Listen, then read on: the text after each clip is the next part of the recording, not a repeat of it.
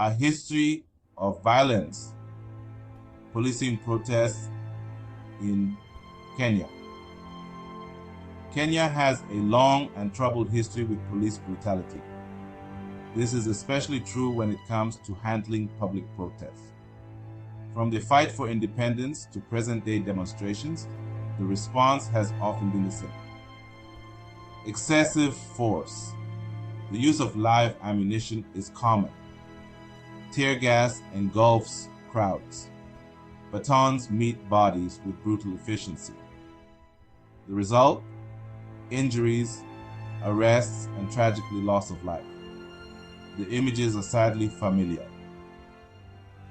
Bloodied protesters, grieving families, and a public left, questioning those meant to protect them.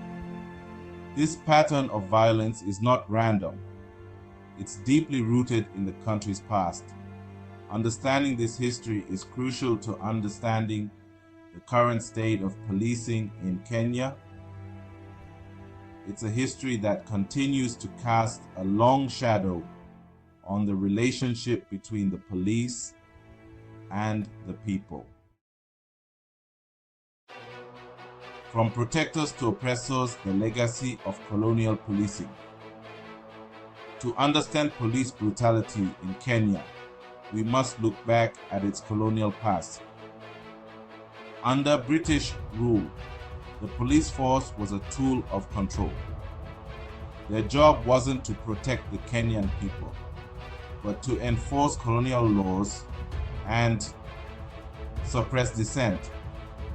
This meant quashing any form of resistance, often with brute force. Sadly, this mentality didn't disappear with independence.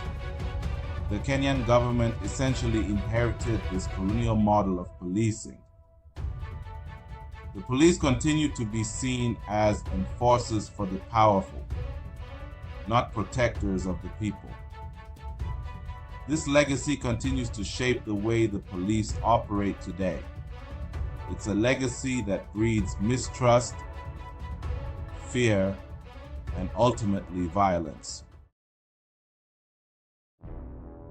The enemy within, profiling and labeling protesters.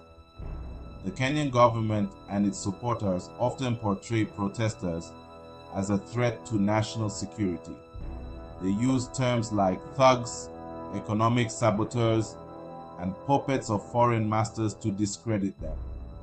This dangerous rhetoric dehumanizes protesters. It paints them as enemies of the state, making it easier to justify violence against them.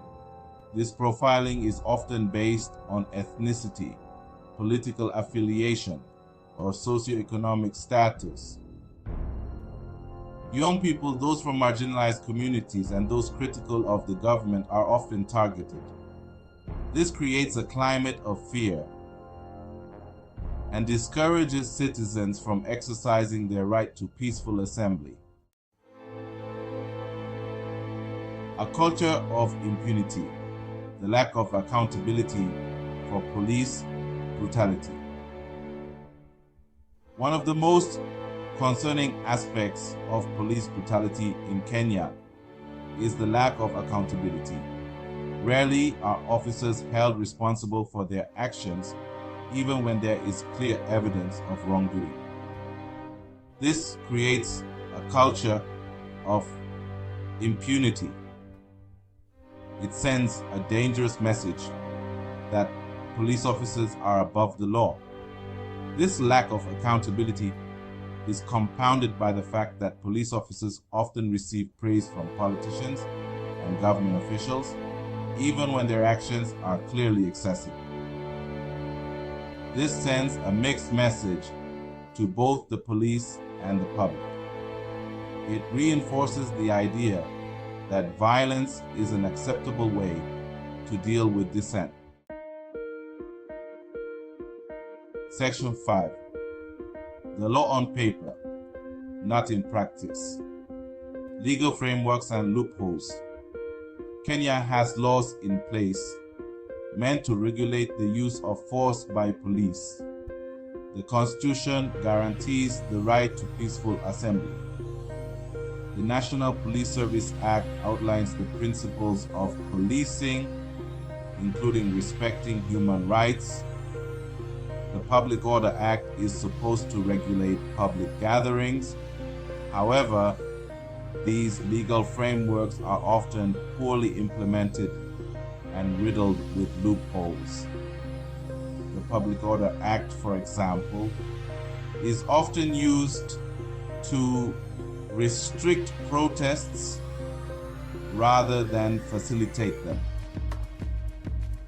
This discrepancy between law and practice creates confusion and allows for continued abuse. Section 6. A world apart, contrasting policing methods in Kenya and the UK. The stark difference between policing approaches in Kenya and countries like the UK is alarming. In the UK, police officers undergo rigorous training in the escalation techniques and the use of non-lethal force. Firearms are considered a last resort, used only in extreme circumstances. The emphasis in the UK is on dialogue, de-escalation, and protecting the right to peaceful assembly. This approach recognizes that protests are a vital part of a healthy democracy. It stands in stark contrast to the militarized response often seen in Kenya. Section 7. Towards a better approach. Training, guidelines, and de-escalation. Improving police response to protests in Kenya requires a multifaceted approach.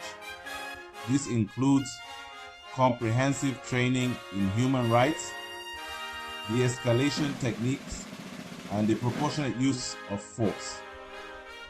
Clear guidelines on managing protests with a focus on dialogue and non-violent methods are crucial. Furthermore, equipping police officers with appropriate non-lethal equipment, such as body cameras, can enhance accountability and deter excessive force. Investing in these areas is not just about improving policing. It's about upholding the fundamental rights of Kenyan citizens. Section 8. Learning from the world. International models for peaceful protest management.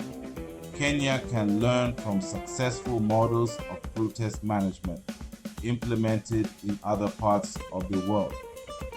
The negotiated management model used in countries like Germany and Sweden emphasizes communication and cooperation between police and protest organizers.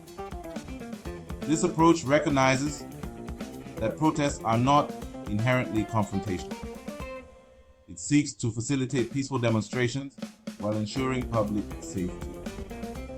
Adopting such models could pave the way for a more peaceful and democratic Kenya. Section 9. Rebuilding trust. A call for reform and a safer Kenya. The current state of police brutality in Kenya demands urgent action.